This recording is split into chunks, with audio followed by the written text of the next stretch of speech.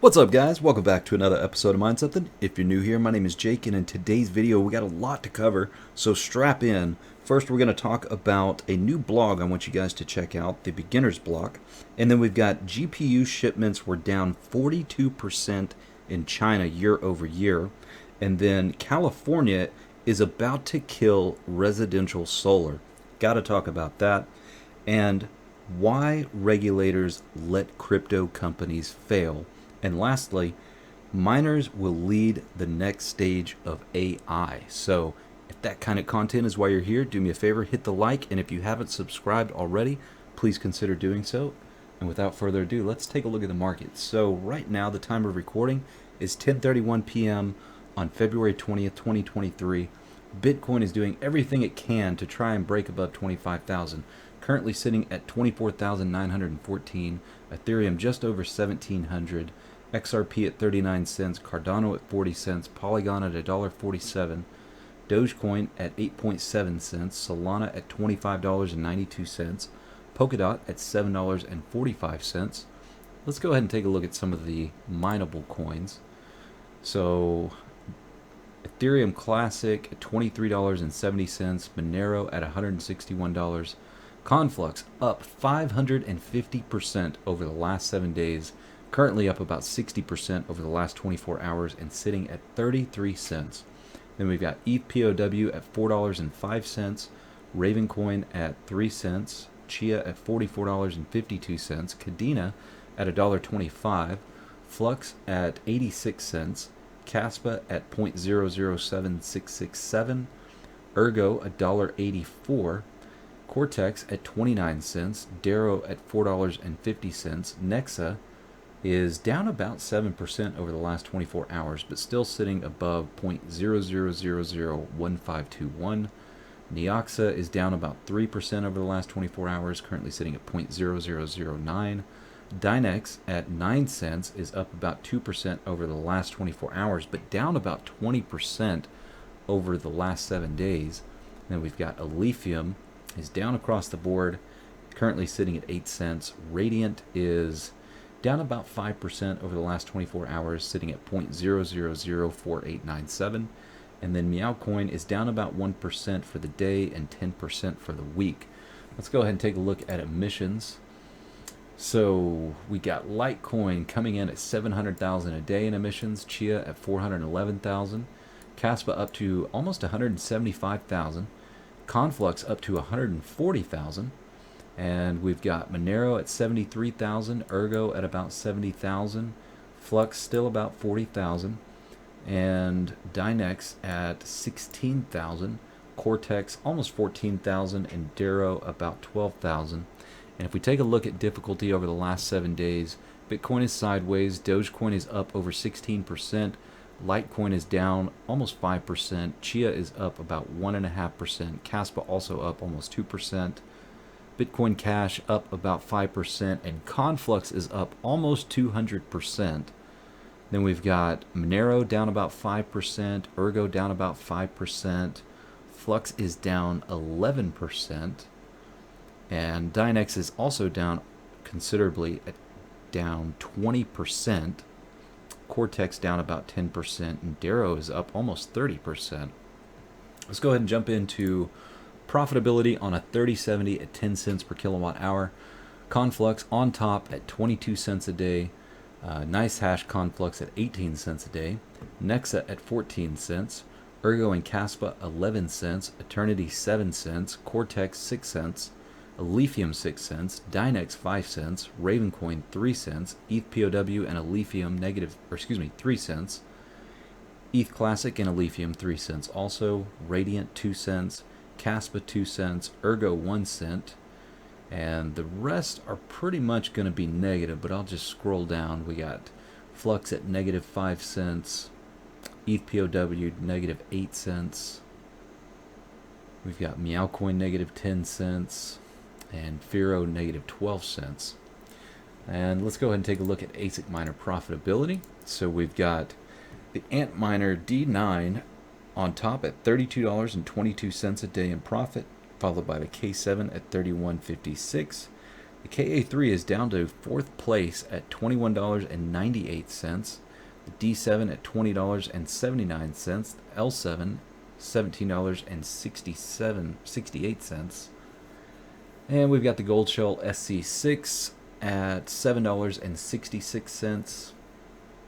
What else we got? Antminer X4 coming in at $4.91 a day. The BMK3 at $4.54 a day. And I'll just scroll down so that you guys can see the rest of them.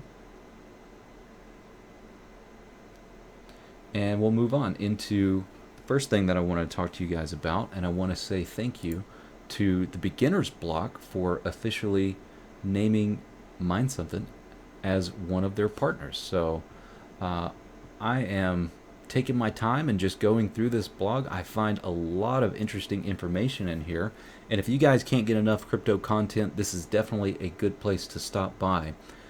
They have many blogs, and you've got several different categories to choose from here. You can go through Crypto 101, crypto mining, crypto exchanges, NFTs, distinguished coins, and crypto gaming and current news. So there's a lot of different stuff in here for you guys to check out. And if you prefer to read versus watching YouTube videos all the time, I definitely suggest heading over there and checking it out. Let's go ahead and move on and talk about the first article, which is coming to us courtesy of Tom's Hardware. They say graphics card shipments in China down 42% year over year, but up from December. So it is best of times, it is worst of times when it comes to graphics cards anyway. According to Chinese tech news site My Drivers, graphics card shipments in mainland China fell by 42% in January of 2023 versus the prior year. However, sales are actually up 9% since December of 2022, showing that there is a recent upward trend. The numbers apparently come from Bobantang Board Channels, a Chinese blog and community. You can see in the chart below that the green bars represent December 2022 shipments, while the orange bars show January 2023. The top-selling AIB brands here is Colorful, followed by Asus, Gigabyte, MSI, Galax, Jinxing, Maxsun, and Zotac. The year-over-year drop is consistent with other data we've seen recently. As we reported back in December, shipments of discrete GPUs were down significantly year over year in Q3 of 2022, down 15.4% on desktop cards alone, according to research. So, yeah, it is interesting to see 42% year over year. Now, this is specifically for China. I would love to see these numbers for the US or North America. But, you know, it's currently the bear market. GPU mining, the merge, all these different things are obviously going to have a huge impact on that. But it's interesting to see where we are and where we'll go from here. So the next thing that I wanted to get into was in regards to this video from 2-Bit Da Vinci. 2-Bit Da Vinci talks a lot about solar, and I've watched several of his videos. And a few of you have actually mentioned in the comments how California is not very friendly towards residential solar. And I just wanted to give you guys a heads up. Now, you probably want to go check out this video for yourself if you're in California, but I just wanted to highlight some of the things that I caught from here. So first, they're going to be switching from NEM2 to NEM3 on April 13th of 2023. Now, what does NEM stand for? That is net energy metering. And what this means is they're going to change how much they credit you for your solar production. And it's not good. It is not good at all.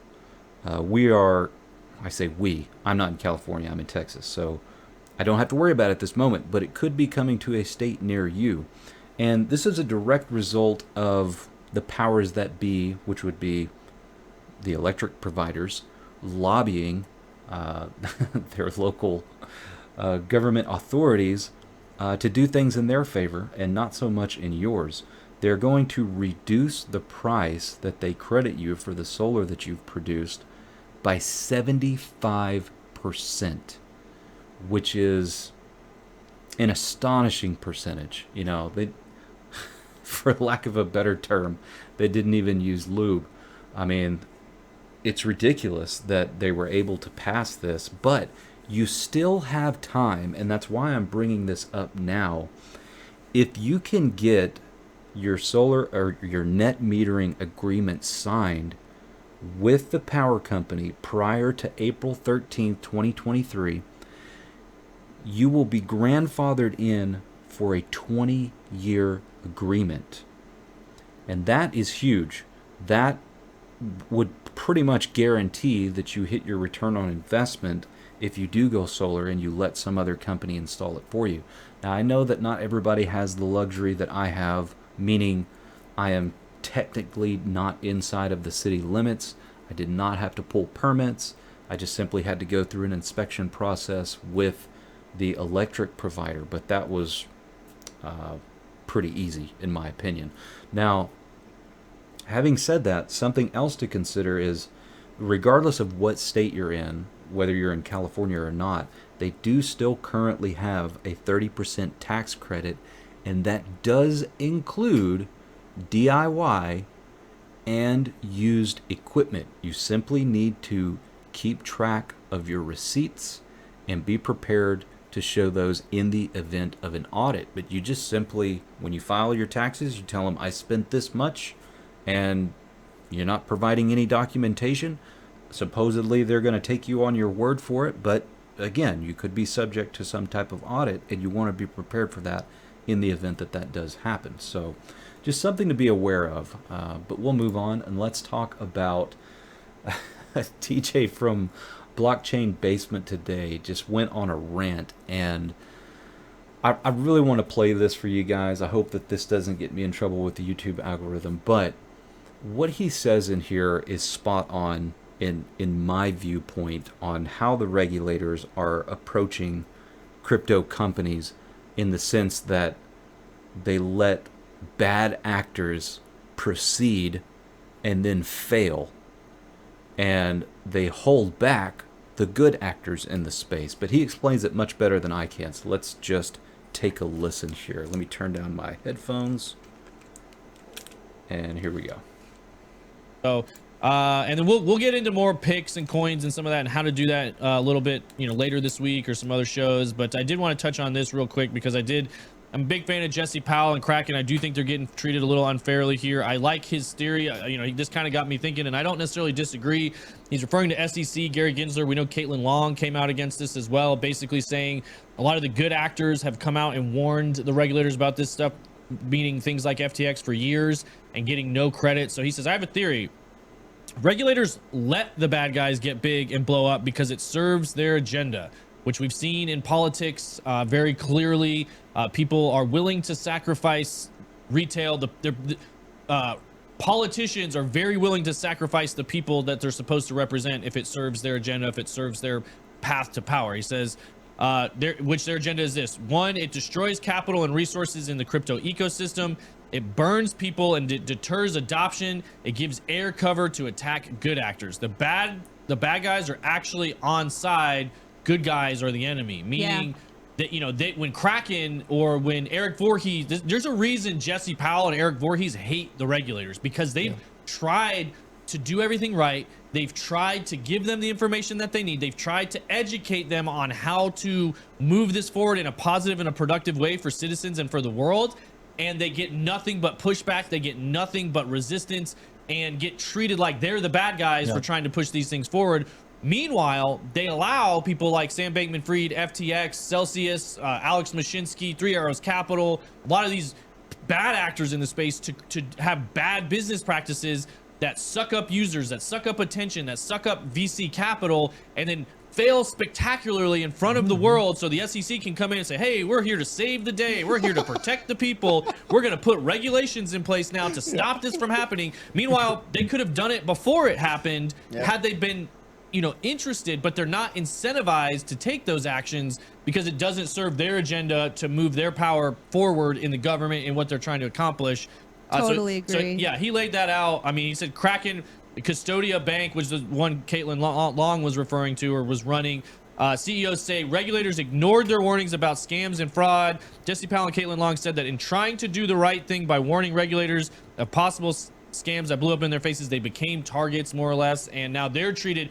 Basically, Jesse Powell is very frustrated that now he's being held up an example of like, look, we stopped this bad actor from providing staking services to U.S. citizens, which they were doing it in a very responsible way compared to everything that was going on in the market. They let the market run its course and get tons of people wrecked, billions of dollars. U.S. customers lost billions of dollars. Nobody lost anything on Kraken, anything. Nothing happened on Kraken, but they got fined $30 million and were forced to shut down their staking service. It's just, it's just a joke, and it's frustrating. It's frustrating to see them treat people like, again, Eric Voorhees, yes, he leans libertarian. He leans towards less government, and things like this can show you why, because the people, generally speaking, they're trying to create self-regulatory bodies. That's one of the beautiful things of what blockchain allows. For the first time ever in society, you can have rules without rulers. You can have governance without governors. And that's what governments don't like. They like the position of power that they're in. They like being able to make the rules for their own benefit, set their own families up for the rest of their lives.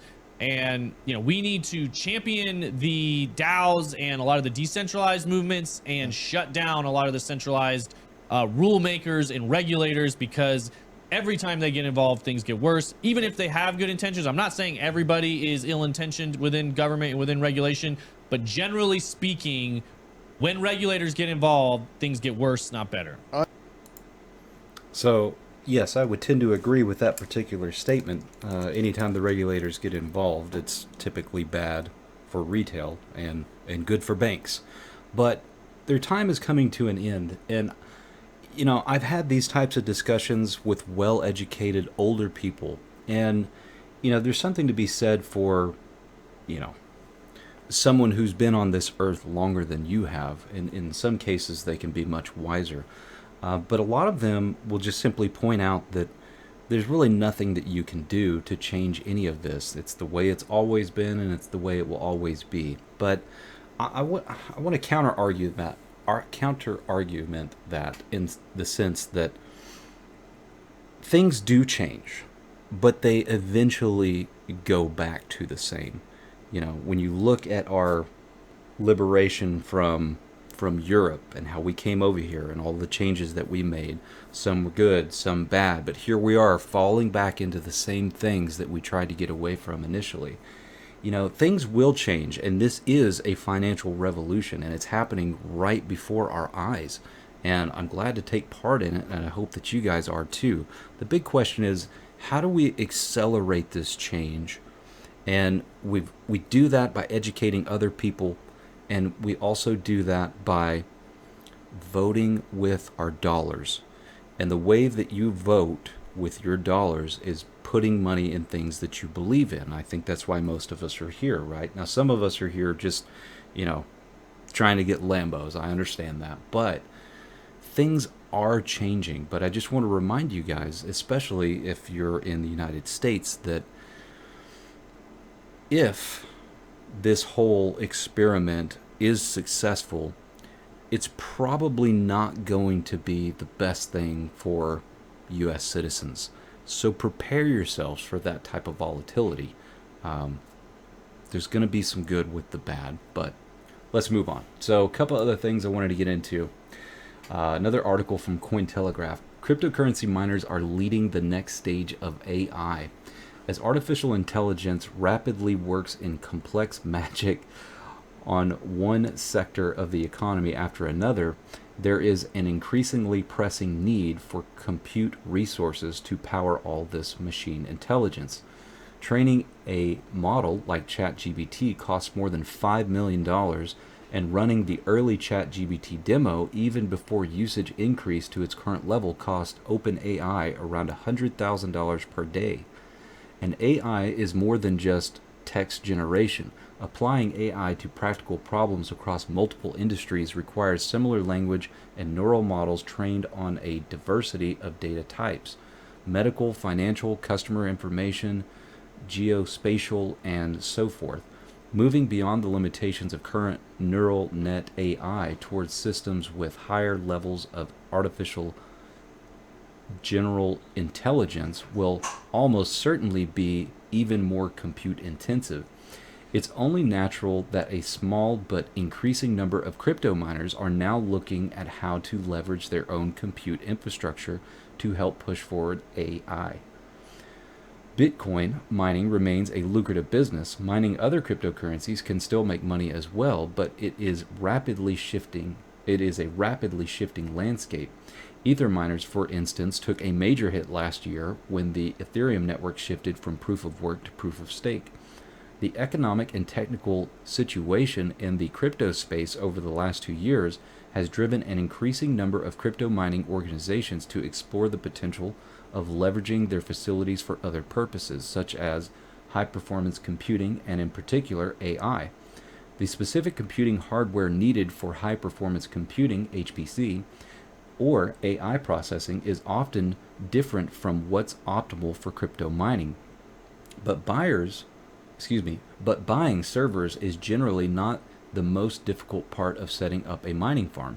Getting the electrical power and cooling and security and other physical infrastructure in place is a major cost and effort. And all this remains roughly the same whether one is hosting RAM light GPU appropriate for ETH mining or RAM heavy GPUs appropriate for AI model learning. Mining firm Hut 8 has led the way, leveraging its formerly mining dedicated compute facilities for machine learning and other HPC applications.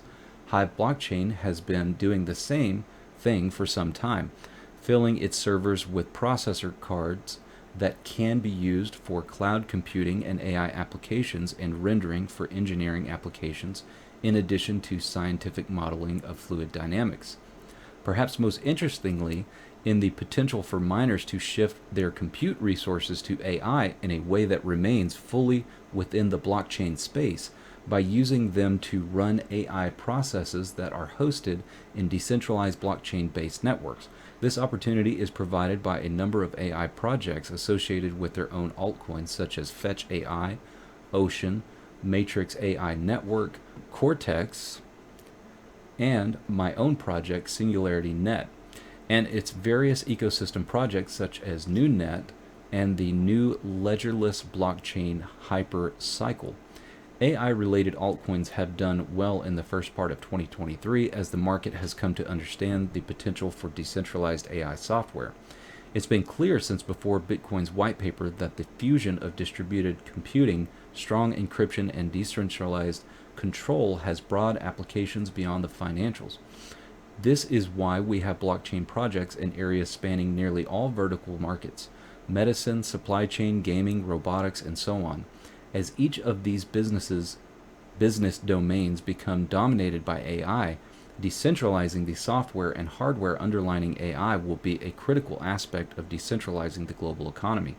Repurposing a portion of crypto mining hardware to run AI processing, some of which is wrapped in AI-orientated crypto networks, will increasingly form part of the story. If a non-trivial portion of global AI processing ends up being done on crypto mining facilities, this could have implications beyond finance. Crypto mining rigs are based in diverse legal jurisdictions and owned by a variety of different parties. A global distributed AI network spreads across crypto mining rigs would be dramatically more difficult for governments or other parties to centrally control than an AI network centered in big tech owned server farms, the current default for AI. Whether this is good or bad, AI ethics wise, depends on your estimate of the character of big tech and big government. Well, I think you guys know my opinion on that. But, it is interesting that they mention Fetch AI, Ocean, and Matrix, and Cortex. Now, Cortex, I feel, is probably pretty decentralized, but, when it comes to the equipment powering these other three here, it's pretty centralized, in my opinion. I mean, are you guys providing any compute power for them? No, they have all of that stuff in-house, and I don't find that very decentralized. However, we do have some projects that are attempting to break into this industry, and I just wanted to point out a couple of them. So one, this one hasn't been around very long, but Clore has had a marketplace to sell your computing power That's one to mention. The other one is Dynex, which is supposedly creating their own proof of useful work algorithm. And by the way, I have been in communication with them and hoping to do some testing to show it in its process of solving equations using the neuromorphic chip or the neuromorphic network. Now, having said that, I'm just going to pause here for a moment to talk about Dynex. There's a lot of speculation going on right now about who the team is and who is behind it. And if the rumors are true, it may or may not be a good thing depending on your opinion. But I don't have confirmation on that. I am doing my research right now. I'm in communication with a lot of different people to figure out what is true, what is fact, what is fiction. But the other one, obviously, that everybody is aware of is going to be Flux. Now, Flux has a pretty good head start on everybody in this particular space. But the partnerships are really what's going to determine how well one of these projects does. For example, if we take a look at Conflux right now, partnering with China Telecom, obviously the speculation on that is massive. It's got almost 1,000% increase in the last 30 days. But this is where the industry is going, but I want to see it happen in a decentralized fashion.